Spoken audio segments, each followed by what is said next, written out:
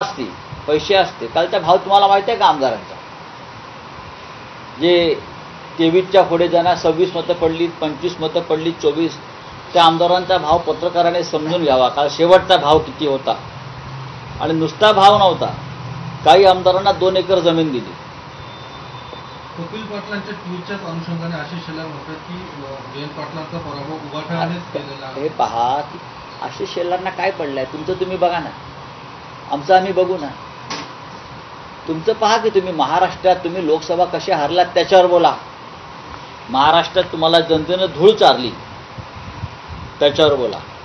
कालच्या स्थानिक स्वराज्य संस्थेमध्ये मुंबईमध्ये शिवसेना जिंकली, शिक्षक पदवीधर, त्याच्यावर बोला. तुम्ही हरलेलात.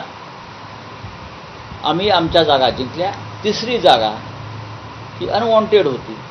आमच्या भाषेमध्ये प्रयत्न करूया, प्रयत्न कमी पडले. तुम्ही जसं म्हटलं की चंद्रकांत हांडूर यांचा पराभव सुद्धा या 7 लोकांनी, नक्कीच आता सुद्धा तेच 7 लोक आहेत.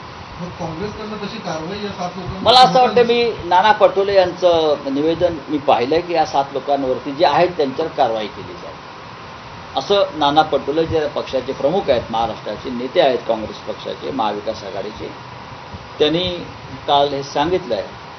हे जे गद्दार आहेत, यांना पक्षात राहून जे गद्दारी करतात त्यांना बाहेरचा रस्ता दाखवला जाईल असं काल नाना पटोले यांचं मी स्टेटमेंट पाहिलेलं आहे. अरे विधान परिषदेवरून अफगाणिस्तानवर